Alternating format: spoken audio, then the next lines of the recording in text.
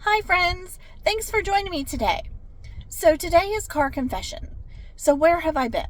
People are asking what I've been doing, where I've been, why I haven't been on Poshmark Lives, what's happened to me, how is the resale business, um, where I'm going with my business, a lot of things. And I figured since I'm getting so many questions, I would just answer them in a car confession. So this is my first car confession. You see a little bit of something behind my head here. So this is what I've been working on. I do, and I've done it for over 13 years, is kid pop-up events around the town that I live in. And so I go around the state also, and I price things and put them out to sell and then pick them up usually 4 or 5 days later. And then they cut me a check. And I store the items and I clean the items and all of the process that you normally do for reselling items.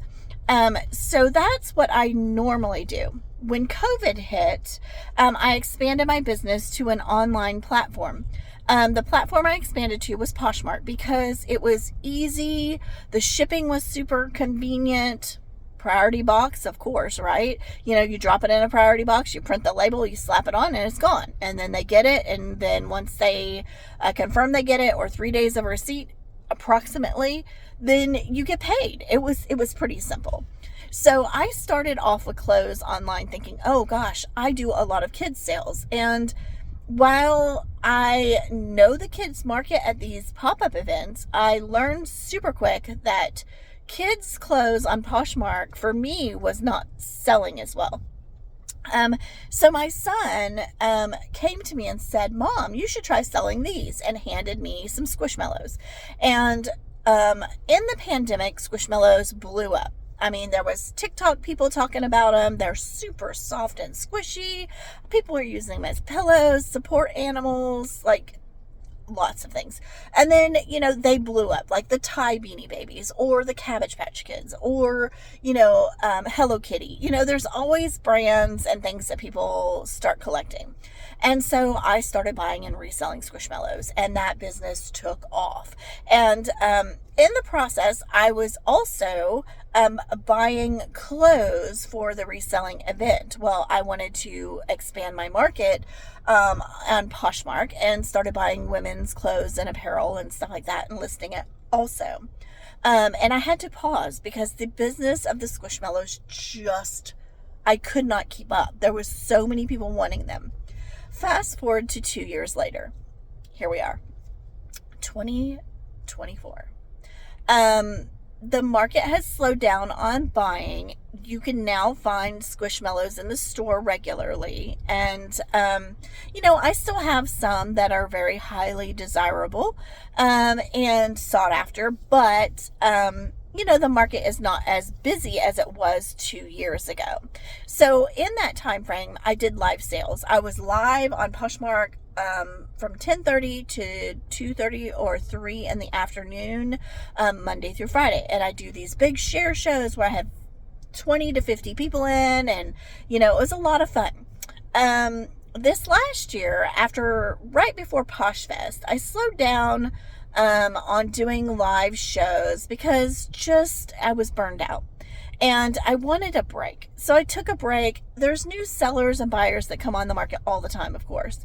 And I decided that I wanted to continue to sell clothes on Poshmark and also to continue with the JBF sale. So I'm getting ready for another sale. So what I would say is watch your market, watch what you're selling.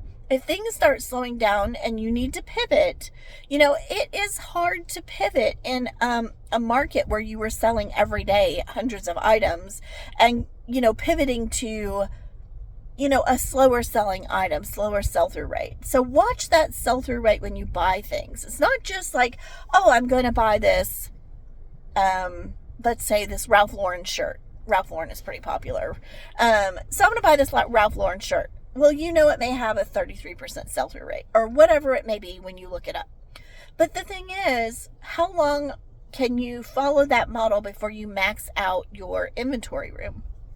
I also have an inventory room of clothes upstairs. So, I mean, looking at your niche and what you do and niching down, as I niche down into the Squishmallows. And, while that's still a decent market, not as many people are buying at this time, and it's slowed up a little bit. So watch what you're doing, how you're doing it, watch your market. If you want to come in, pop in and see me, it's Ginger KJ1 on Poshmark. That is my live selling closet. And I have a show coming up tomorrow morning. I believe it is at 8 Central Standard Time to 10 Central Standard Time.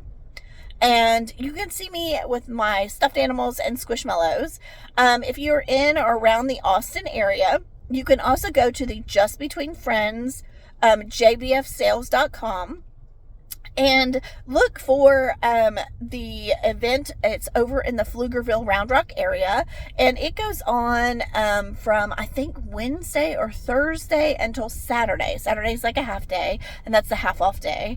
But this is, I have a lot of clothes that are going in, a lot of toys and books. It's a great time to do some back to school shopping, but I would recommend stopping in there.